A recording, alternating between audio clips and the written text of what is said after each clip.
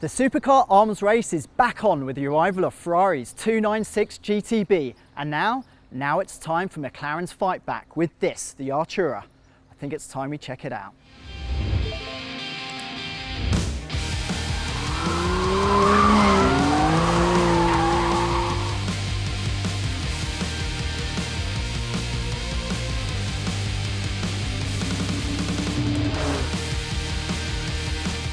So what is new about the Artura? Well, I think it's fair to say absolutely everything. It's based on the McLaren lightweight carbon architecture, the MLCA, and it brings about 10% weight savings over the old monocell.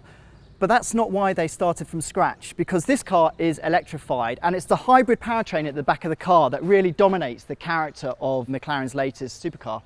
So you'll understand then why we're starting at the business end of the Artura. So under there, instead of the old car's 3.8 litre V8, you now have a very disappointingly sounding 3 litre twin turbo V6.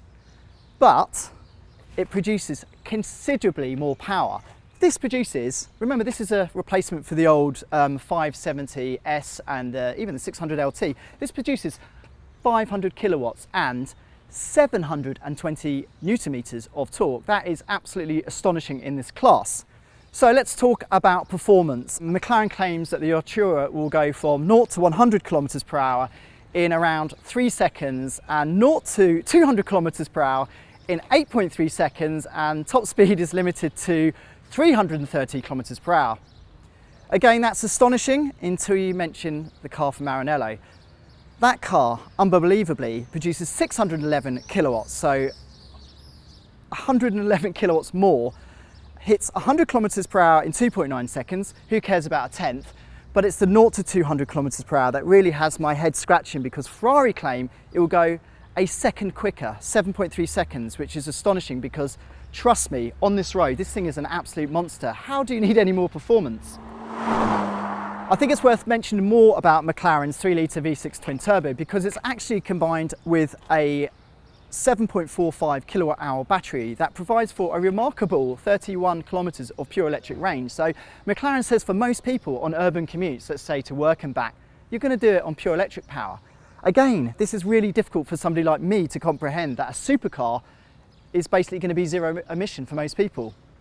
It's also supposed to be quite fuel efficient, but with plug-in hybrids you never know. It is plug-in hybrid, it takes around 2.5 hours for an 80% charge. So McLaren also claims it returns around 4.5 litres per 100 kilometres and emits around 104 grams per kilometres of CO2. So buy one of these and you're saving the planet, right? Continuing with the new theme with the Artura, it has an all-new transmission. The old 7-speed dual clutch has effectively been dumped for an all-new 8-speed transmission. And it's an incredible thing because it no longer has a reverse gear. It uses the axial flux, it's this big round donut-shaped electric motor to back it up to a parking space. Now that electric motor produces around 70 kilowatts and 225 newton meters alone. And trust me, driving it around in pure electric power, well, it still feels pretty quick. Now, I'm really not somebody who should be talking about style, because just look at me. But in the flesh, the Artura looks far more exotic than, well, maybe the early pictures suggest. And of course, it's got fascinating aero tweaks that have been picked up from the very first P1 to the Speedtail and the 720S. And they include things like these vents in here, these extractors here, fender extractors, always cool, that actually work with things like the wing mirror, and even these new door handles to jet cool air into these air intakes, which cool both the high temperature radiators and provide air for the cold air intake.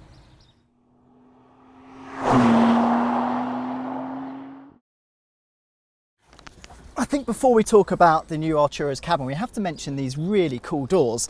They're dihedral like before, but they have more of a scissor action now, which means you can get into tighter, narrower parking bays, which is really quite useful.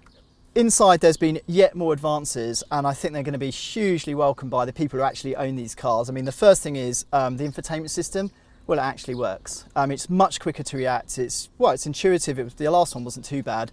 But the most important thing is it now has things like Apple CarPlay and Android Auto. Rejoice. So you no longer have to stick your phone to the windscreen, which was very embarrassing on a car that costs around $450,000.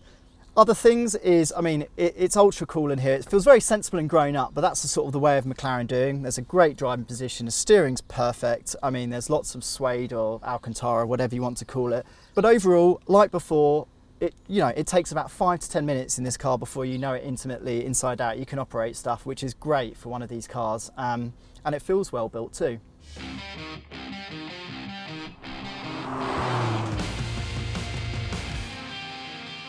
So for the new Artura, there are now 3 damper settings for the adaptive dampers. There is a comfort, sport and track, and it's the same for the driving modes. There's 3 again, comfort, sport and track.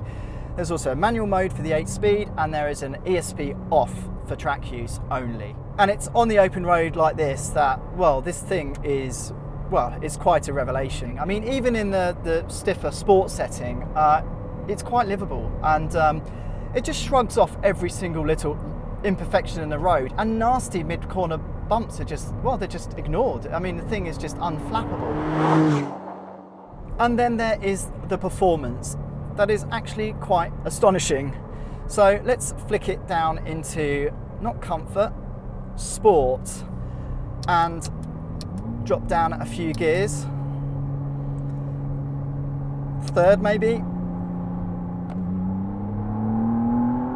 And the pickup is just brutal. I mean, the level of performance that this car dishes up, it really does trouble a 720S owner. And that electric motor has this really useful torque filling thing, so it means that 4th gear is monstrous. Other developments offered in the new entry-level McLaren is it has a whole package of ADAS, so it has autonomous emergency braking, it even has a level 1/2 adaptive cruise control. And that just means living with the Artura, well, it's becoming as easy as, well, say a small hatchback. The drawback of McLaren's new electrified powertrain, well, it's the weight it adds. I mean, McLaren used to lead the class for its lightweight engineering because of its carbon fibre monocoque that this is still based on. But wait now, because of the extra mass of the battery and all the inverters and the electric motor itself, well, it's gone up to 1,495 kilos. But you know what? You really don't notice behind the wheel.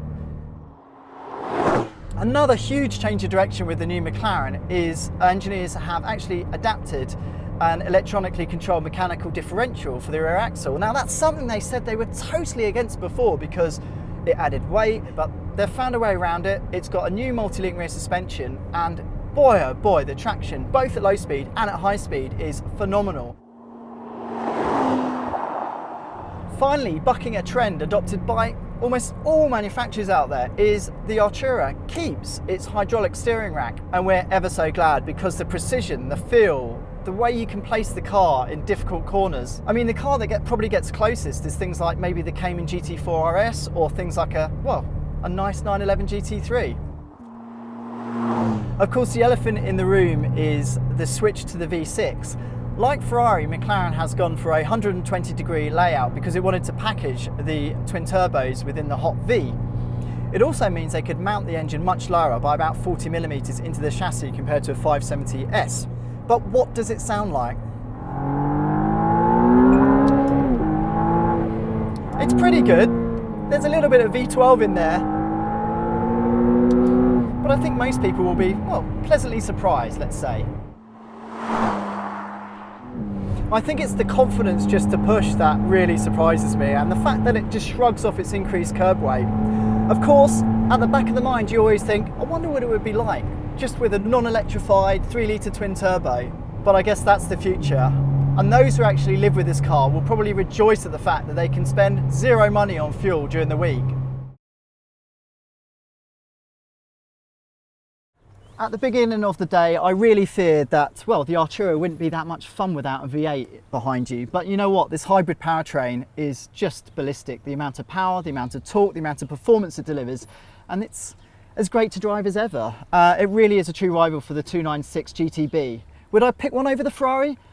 I'm not going to go that far yet. We need to get them together, and that will be quite the twin test. Now, when it arrives in Australia in around September, October, this car will be priced from around $456,000 plus on roads. Serious money, but this has been a serious step change in performance over the old 570S. It's great fun.